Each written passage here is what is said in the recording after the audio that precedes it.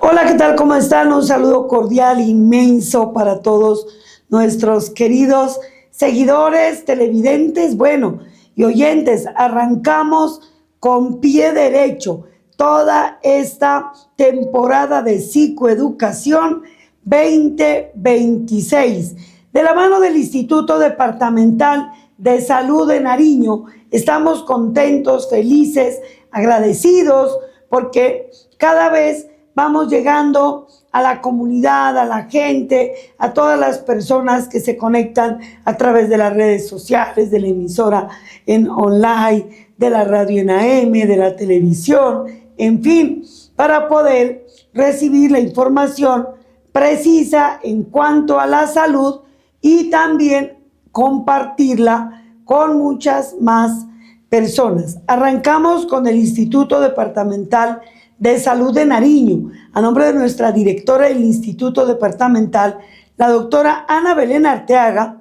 Les damos un cordial saludo de bienvenida y esta temporada será maravillosa porque vamos a conocer qué es las cifras, cómo están, la mortalidad materna, cómo prevenirla, cómo se reducen esos estándares que son muy preocupantes, tanto para el gobierno departamental como, por supuesto, para el Instituto Departamental de Salud de Nariño. Y nosotros, todo nuestro equipo de psicólogos de nuestro programa social, La Voz del Pueblo, estamos listos para psicoeducación con el Instituto Departamental de Salud y Lucy Saldaña Bravo, con todo el equipo. Claro que sí. Vamos a arrancar entonces para entender, comprender y familiarizarnos con la psicoeducación. Entiéndase como el conjunto de estrategias para educar en diferentes enfoques que nos lleven y nos permitan comprender, entender y analizar qué es como tal la prevención en materia de la salud.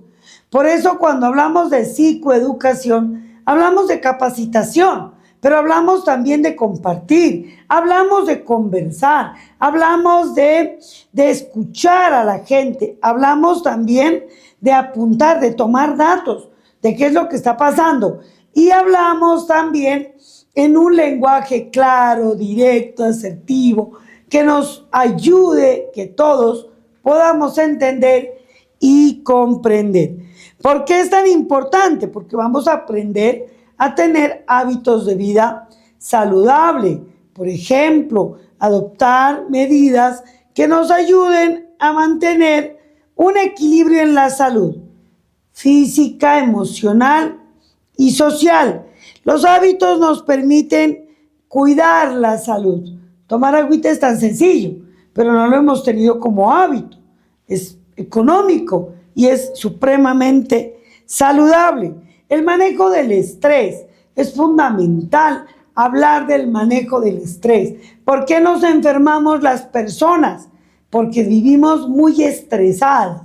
Y cuando se sube la hormona de cortisol, que es la hormona del estrés, el sistema defensivo baja, el sistema nervioso se inflama y claro, todas esas células malignas en el cuerpo hacen su trabajo y nos enfermamos. Por eso es fundamental manejo del estrés. En esta temporada les vamos a enseñar primeros auxilios psicológicos y claro, psicoeducarnos para manejar también el estrés. Y por supuesto será algo fundamental el cumplimiento en el tratamiento que a usted le envíe el médico y hacerlo con las recomendaciones que nos dan para que no tengamos mayores consecuencias. ¿Y cómo hacemos? Una alimentación saludable, ya lo van a contar y decir los expertos, técnicas de relajación que son muy sencillas, son gratuitas, además porque las puede hacer usted, esas pausas activas que hay que hacerlas definitivamente, no importa, es que a veces creen que la pausa activa solo es para el trabajador de oficina o de una empresa, es para todo el mundo. Usted, yo, todos tenemos que hacer un alto en el camino y una pausita para hacer higiene mental, estiramiento de nuestro cuerpo, tomar agüita para estar saludables. Y es bueno poner el reloj para cuando tenemos que tomar el medicamento, que no se nos pase el horario. Es fundamental.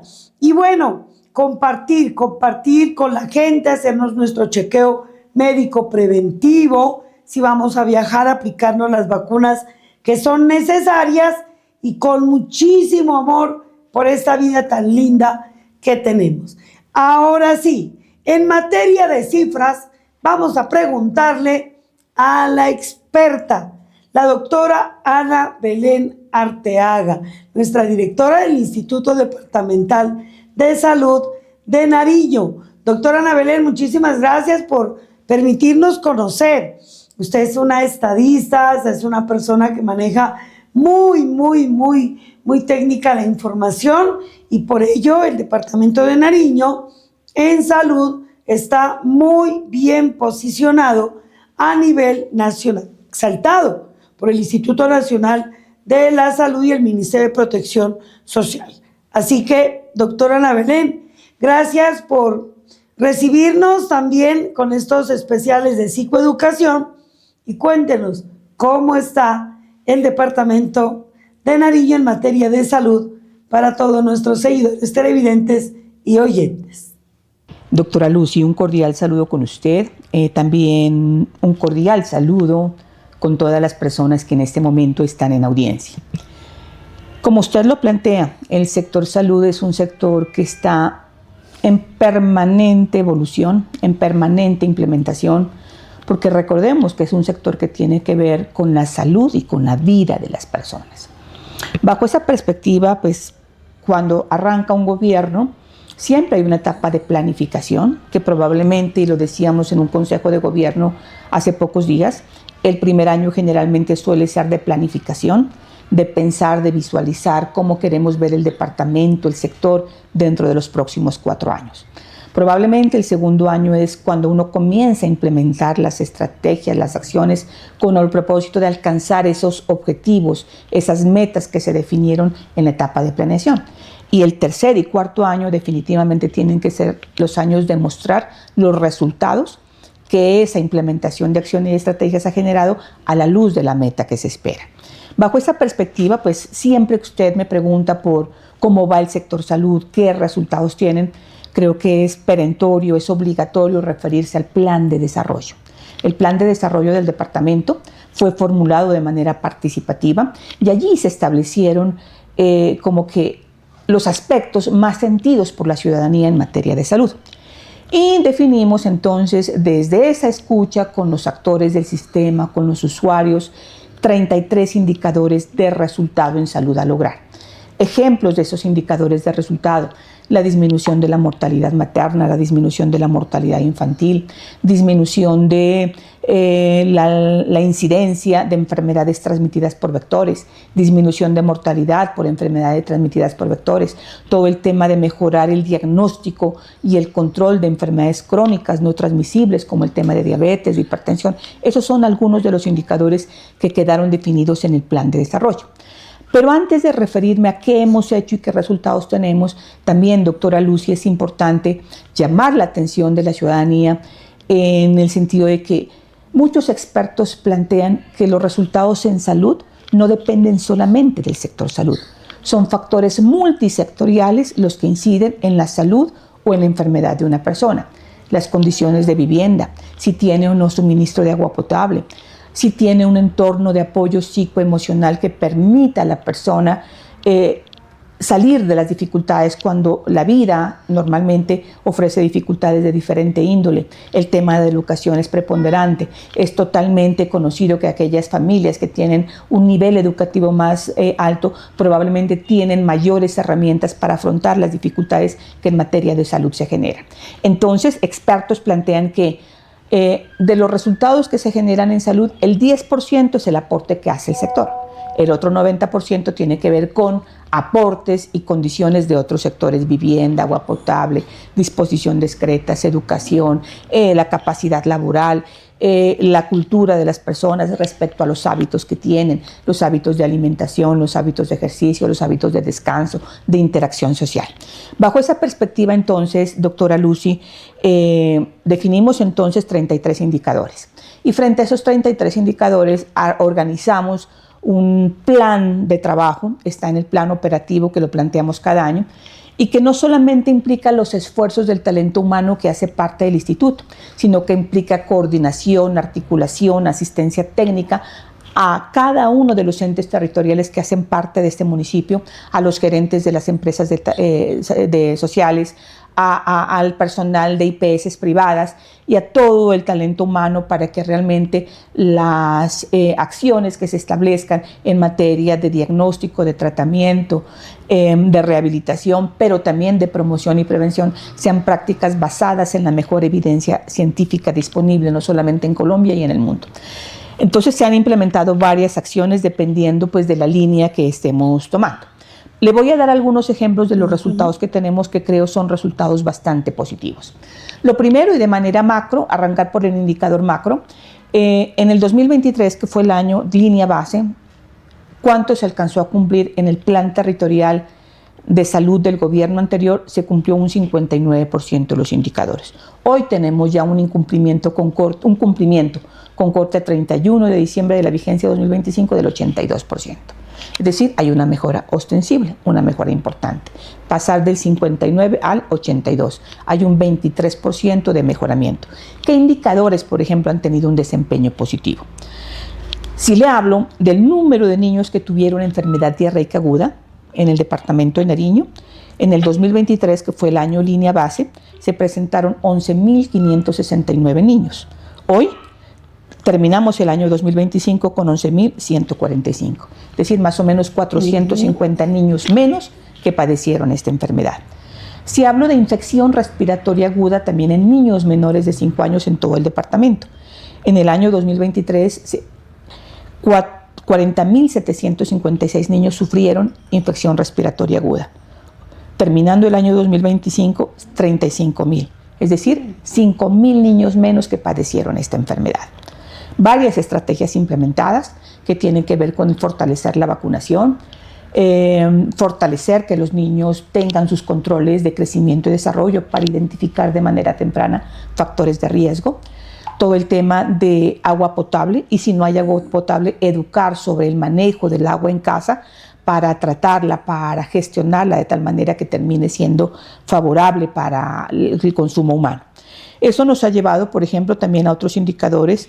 En el caso de mortalidad por enfermedad diarreica aguda, en el año 2023 se presentaron 12 casos, terminamos con 10 en el año 2025. Si hablo de mortalidad por infección respiratoria aguda en menores de 5 años, en el año 2023 se presentaron 3 casos, hoy tenemos 1. Eso ha llevado a que la mortalidad integrada de niños también haya disminuido. En el año 2020, 20 muertos niños, hoy llevamos 13, es decir, 7 menos. Pareciera que 1 o 2 cifras no son importantes, pero son contundentes. Eso, indicadores, por ejemplo, en el tema de salud infantil. Mire cómo hemos mejorado en todo. Más adelante le voy a hablar de un tema que era crítico hasta el año pasado, que sigue siéndolo, pero que ha mostrado una mejora ostensible, y es el tema de las coberturas de vacunación. Lo hablaremos ahora. Hablemos de otros indicadores entonces, el tema de la mortalidad materna. Esa sí fue una recomendación, y más que recomendación diría yo una directriz específica del señor gobernador, que en Nariño no haya muertes maternas. Es un indicador complejo, es complejo llegar a 0. Es tan complejo que el país definió que la tasa era llegar a 32 muertes maternas por cada 100.000 nacidos vivos dentro de 10 años. El gobernador dijo, tiene que ser 0. No es lógico, y yo comprendo esa forma de ver las cosas, en un siglo con tantos avances científicos, tecnológicos, que las mujeres sigan muriendo en el momento de quedar embarazadas o de dar un parto. No hemos logrado llegar a esa meta, pero tenemos resultados importantes. Muchísimas gracias. Doctora Ana Belén, la mortalidad materna, entiéndase para nuestros televidentes y seguidores, que hablamos de mortalidad materna cuando está la madre en el estado de gestación o después de su parto, ¿sí? Lastimosamente mueren porque a veces no llegan a su control prenatal o no reciben las indicaciones del caso o no consultan a tiempo, y también después del parto. Es muy importante tener claras las indicaciones después del parto, porque puede presentarse una recaída y puede fallecer la madre. En cifras de mortalidad materna al departamento, ¿cómo le ha ido, doctora Ana Belén Arteaga? Entonces, el número de muertes maternas en el año 2023 fue 11. Hoy terminamos el año 2025 con 9. Pareciera que bajar 2 no es tan importante. Sin embargo, y lo conversábamos probablemente con usted al aire, por la radio, y le decíamos que tuvimos una reunión con el Ministerio de Salud y Protección Social. El experto que maneja este tema y que acompaña al país, el doctor Germán, dijo que Nariño fue el único departamento que logró una reducción estadísticamente significativa en mortalidad materna. Allí, ¿qué hemos hecho? Muchísimas acciones que arrancan por la prevención. Lo primero en prevención es sensibilizar a todas las mujeres, a todas las parejas que quieran quedar en embarazo, para que primero acudan a una consulta preconcepcional, antes de la concepción. Allí se evalúa a la persona, se evalúan los factores de riesgo, se gestionan los factores de riesgo, se trabajan y se da recomendaciones de cuándo es el mejor momento para quedar en embarazo. Las otras estrategias preventivas. Entonces, si ya la persona quedó en embarazo, que se inscriba lo más rápido posible a un control prenatal. Ojalá que todas las personas que estén en embarazo se inscriban a un programa de control prenatal antes de las 10 primeras semanas. ¿Por qué es importante inscribirse de manera rápida? Entre más rápido se inscriba, más controles prenatales va a tener. Y entre más controles prenatales haya, menos riesgo. Allí hay evidencia científica mundial que indica que cuando una mujer en condición de embarazo accede al menos a 4 o más controles prenatales y estos son de calidad, esto tiene una correlación directísima con la disminución de la mortalidad materna. Y también gestionar la morbilidad, ya la enfermedad que se presenta en la mujer en condición de embarazo. Lo que hemos visto es que las principales causas de enfermedad en las mujeres en embarazo son la hipertensión arterial, las hemorragias que se presentan durante el parto o después del parto y también las infecciones. Frente a la gestión del primer riesgo, que es la hipertensión, hay una guía también clara, sencilla, económica, costo efectiva, que tiene que ver con a todas las mujeres que tengan la presión arterial elevada durante el embarazo, suministrarles por recomendación médica, lógicamente no hay que automedicarse, aspirina 150 miligramos. Y eso ha hecho que la mortalidad por hipertensión durante el embarazo disminuya de manera ostensible. En el tema de hemorragias, ¿cómo se maneja? Con adecuados controles prenatales. Estamos instando a todas las instituciones que atienden partos a que cuando una mujer en su parto comienza a sangrar, tiene que medirse el sangrado, porque al medirlo usted lo puede controlar también. Y en el caso de sepsis es increíble, pero las mujeres después de una cesárea, después de un parto, no estaban asistiendo al control postparto. Es importantísimo que el médico después de su parto, después de su cesárea, máximo dentro de un mes, las valore. Allí identifica si hay presencia de infección, si hay presencia de sangrado, para tratar oportunamente estas condiciones de hipertensión, de sangrado, de infecciones generalizadas, identificándolos a tiempo, son susceptibles de ser tratadas y así se previene también una muerte, ¿no? Otros temas, por ejemplo, doctora Lucy, en donde hay resultados también importantes, es en enfermedades transmitidas por vectores. Recordemos que los vectores son los mosquitos que están presentes generalmente en municipios o en localidades que están a niveles muy cercanos al nivel del mar. Tenemos, por ejemplo, la transmisión de malaria, de dengue, de fiebre amarilla. Lo que podemos decir, por ejemplo, es que primero la incidencia ha disminuido. En dengue tuvimos una disminución importante. Hasta diciembre del año 2023 se presentaron en el departamento 2.200 casos de personas con dengue. Terminamos la vigencia 2025 con 1.156, una reducción cercana a 1.100 personas menos que padecieron esta enfermedad. Malaria tiene una tendencia más o menos igual, pero lo importante en estas enfermedades transmitidas por vectores es, primero, hacer un diagnóstico temprano. Y cuando usted diagnostica temprano, trata también de manera temprana y corta la cadena de transmisión. Entonces, gracias a ese diagnóstico temprano, oportuno, allí contamos, por ejemplo, en malaria con voluntarios de la comunidad, a quienes los hemos capacitado. Ahora, con el Ministerio les estamos reconociendo un valor económico por esa labor. Son personas que viven en las comunidades, que son reconocidas por las comunidades y que han sido capacitadas. A estos colaboradores voluntarios se les ha denominado la estrategia Colbos. Y ellos hacen el diagnóstico, si hay malaria o no, a través de gota gruesa o a través de pruebas rápidas. Y si la persona resulta positiva, se inicia inmediatamente el tratamiento, que además el tratamiento también lo suministra el gobierno. Y allí se corta la cadena de transmisión. Porque hay que recordar que no es el mosquito el que transmite el virus, es una persona quien tiene el virus, que al ser picada por una mosquita, esa persona pica a una persona que está enferma y se lleva el virus y lo sigue transmitiendo a otras personas. Cuando diagnosticamos y tratamos, cortamos la cadena de transmisión. Entonces, 0 muertes por dengue, 0 muertes por malaria. Y en fiebre amarilla, el país entró en un brote a finales del año 2023. Han habido departamentos como el tema de Tolima muy álgidos en esta situación. Nariño estuvo también con un brote en el año 2024. Se presentaron 2 casos en el municipio de Ipiales, corregimiento de Sucumbíos, 2 personas jóvenes, ninguna tenía antecedente de vacuna. Lastimosamente, de estas 2 personas que padecieron fiebre amarilla en el 2024, una fallece. Con ese brote que tuvimos en el 2024, comenzamos a implementar unas acciones de manera conjunta con la Secretaría de Salud del municipio de Ipiales. Fuimos al territorio, visitamos casa a casa, generamos conciencia sobre la importancia de la vacuna, vacunamos muchas personas y ese brote se logró controlar de manera muy rápida. Y durante el año 2025 tuvimos 0 casos de enfermedad de fiebre amarilla y 0 casos de enfermedad de muerte por fiebre amarilla. Hoy el departamento no está en brote, afortunadamente. Pero aquí también es importante el concurso de la ciudadanía. Es posible prevenir la fiebre amarilla. ¿Y cómo se previene? Con una vacuna. Una vacuna que es totalmente gratuita, que no genera reacciones adversas. Ahora, siempre yo he dicho que tenemos probablemente una interpretación errada.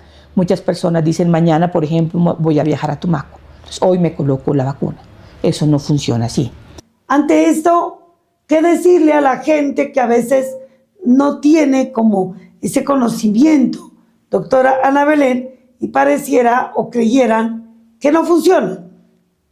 La vacuna de fiebre amarilla, para generar una protección o una inmunidad cercana al 90%, debe colocarse al menos 10 días antes del desplazamiento a una zona endémica. Y quienes vivan en esas zonas sí o sí tienen que tener la vacuna. Entonces, doctora Lucy, esas son algunas de los resultados que tenemos en materia de salud pública. Le decía que un indicador importante es el tema de la vacunación. Las vacunas son tecnologías altamente costo-efectivas. ¿Esto qué significa? Que con un costo bajo podemos prevenir una gran cantidad de enfermedades. Por eso es tan importante que toda la ciudadanía genere conciencia y confianza en que los biológicos son tecnologías que al ser inoculadas nos van a permitir prevenir cantidad de enfermedades y que además son gratuitas. Entonces, le hablo de algunas coberturas. Por ejemplo, la vacuna de BCG para los menores de 1 año. Esta vacuna es para prevenir la tuberculosis y se coloca al niño recién nacido. En el año 2023 la cobertura de esta vacuna fue del 79.6. Terminamos en el año 2025 con una cobertura del 95.3. Es decir, de tener una cobertura del 79 pasamos al 95. Es decir, en BCG ya tenemos coberturas útiles. ¿Cuándo se considera cobertura útil? Cuando el porcentaje de niños vacunados es igual al 95 o más. ¿Por qué es tan importante tener coberturas útiles? El 95% no es una cifra traída del cabello. Es importante, ¿por qué? Porque cuando un 95% de los niños están vacunados, ese 95% tiene un efecto rebaño, es decir, protege de manera indirecta a quien no está vacunado. Entonces, en esa vacuna importante, tenemos ya coberturas útiles. En hepatitis B para menores de 1 año, En el año 2023 la cobertura fue del 77.9%. Terminamos el año 2025 con 93.8%. Hay una mejora importante. Todavía no tenemos coberturas útiles, pero hay una mejora importante. Y aquí, por ejemplo, en hepatitis B, si usted analiza la cobertura que alcanzó el país, fue del 85.4%. Entonces, en hepatitis, la cobertura que alcanzó el departamento es muy positiva, está por encima de la cobertura del país, aunque nos falta todavía un esfuerzo para generar un 95% y que la cobertura sea útil. Otra vacuna, pentavalente en menores de 1 año. En el año 2023, en pentavalente, la cobertura fue del 82.8%. Terminamos con un 92.6%, mientras que la cobertura del país fue de un 91.8%. En esta tampoco cobertura útil, pero hay una mejora evidente y estamos por encima de la cobertura del país. En rotavirus, en el año 2023 la cobertura fue del 85%, terminamos el año 2025 con un 90%, también hay una mejora. En neumococo, la cobertura del año 2023 fue 87%, terminamos con 93%. Y en DPT, la cobertura del país en el año 2023 fue del 80% y terminamos con el 91%. Entonces creo que las evidencias en mejoramiento de cobertura son importantes. Y recordar que no solamente los niños son susceptibles de ser vacunados. Hay otra población que debe ser vacunada. Por ejemplo, las vacunas de COVID, toda la población tiene que tener las dosis originales y las dosis de refuerzo. Influenza, idealmente esta vacuna debería ser para toda la población. A veces las finanzas no alcanzan, por eso el ministerio ha previsto que se vacuna con influenza a grupos prioritarios. Esto es la población infantil y la población adulta mayor. ¿Por qué estos grupos? Porque son los que mayor riesgo tienen. Entonces todos en abril, mayo que lleva, niños y adultos deberían recibir su dosis. Fiebre amarilla, lo que decíamos ya también, es una vacuna gratuita. Todas las personas que viven en zonas endémicas deberían estar vacunadas. Y quienes vayan a viajar a zonas endémicas también vacunarse, pero con la precaución de que esa vacuna debe colocarse al menos con 10 días de anticipación. Entonces, doctora Lucia, así mostramos que tenemos un ejercicio positivo en materia de resultados en salud pública. Ahora bien, para poder generar estos resultados se han hecho otros esfuerzos. Esfuerzos que tienen que ver con el acompañamiento, sobre todo a las empresas sociales del Estado, para formulación de proyectos. Pasamos de tener 80 proyectos formulados en el año 2023 a más de 300 formulados. Muchísima inversión que ha hecho el Ministerio de Salud en recuperación de puestos de salud, de sedes que estaban en zonas rurales dispersas, una inversión importante en equipos básicos de salud. Si le hablo del presupuesto específico del Instituto Departamental, lo que podemos decir es lo siguiente. El presupuesto total del Instituto en el año 2006 fue de 206,000 millones de pesos. En el año 2025 fue de 284,000 millones de pesos. Logramos una ejecución cercana al 87%. Sin tener en cuenta que hay dos fuentes de recursos que no logramos ejecutarlas y son unos recursos de excedentes de rentas cedidas que por norma tienen que estar orientados a pagar servicios prestados por los prestadores, servicios que no sean cubiertos por el plan de beneficios, y eso ha venido disminuyendo. Y 10,000 millones de pesos que se dejaron pendientes para probablemente tener que entrar a cofinanciar régimen subsidiado y no tuvimos que hacerlo. Entonces creo que esos resultados son positivos. Bueno, muchísimas gracias, doctora Ana Belén. La siguiente parte va a ser muchísimo mejor porque también vamos a hablar de muchas expectativas que hay en materia de salud, así muy general, porque vamos a tener al experto en cáncer que está en el Instituto Departamental de Salud de Nariño para que nos comente cómo prevenirlo, cómo detectar a tiempo, cómo consultar a tiempo, qué alarmas podemos tener. Hoy es una entrega de datos de cómo está el departamento y que a usted, a todos nos corresponde psicoeducarnos en materia de prevención de la salud. La enfermedad como tal es un proceso, tiene un antes, una causa, el durante la enfermedad, ya de dónde parte, qué pasa, y un después que es o se superó o se sigue en tratamiento.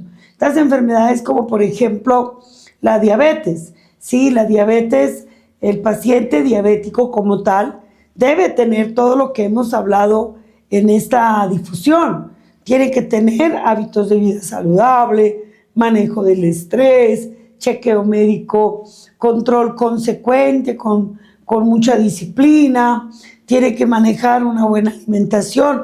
Y buena alimentación, entiéndase que no hay que comer feo, no es comer feo, es saber comer sabroso, delicioso, pero sano. Reemplazo el pancito con la arepita de maíz, asadita, no frita. Trato de implementar medidas que me ayuden. A veces las frutas también traen el azúcar que nos puede alterar si las comemos con mucha frecuencia. ¿Sí? Alternar. Todo en exceso es perjudicial. Alternar es lo importante y tomar mucha agüita. Sí, ojalá 2 litros de agua cada 24 horas. Los adultos más todavía porque el organismo tiene desgaste. ¿Sí? También las personas hipertensas. Hay que manejar sus hábitos de vida. Las personas que están tratándose el riñón, las personas que tienen un tratamiento de hígado, un colon irritante. ¿Sí? Todo este tipo de enfermedades tenemos que entender y comprender que debemos adoptar no solamente el tratamiento que nos da el médico con la farmacéutica, con los medicamentos, sino también adoptar hábitos de vida saludable.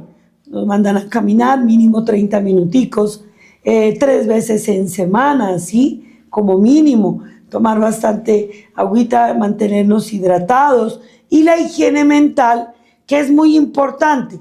Hacer una respiración profunda, nariz, abdomen, contener, cuento hasta 10 y expulso por la boca para poder darle oxígeno al cerebro y así bajar esa tensión que nos pone a pasar muy mal y de paso nos puede llevar a tener eventos hasta de carácter cerebrovascular. Así que hay que adoptar medidas de prevención y no automedicarse. Siempre consultar con nuestros médicos. Como lo dijo la doctora Ana Belén Arteaga, estar muy pendientes de las recomendaciones de nuestros profesionales de la salud. El instituto es de puertas abiertas y lo que deseen consultar, ingresen a la página web del Instituto Departamental de Salud. Hay muchas líneas de atención y estrategias para el bienestar. Bueno, hasta aquí esta apertura de la temporada 2026 en las difusiones Psicoeducando con nuestro programa social La Voz del Pueblo y con el Instituto Departamental de Salud de Nariño. Nos vemos en otra entrega. Vamos a tener muchísimos invitados en esta temporada, si Dios lo permite. Hasta la próxima.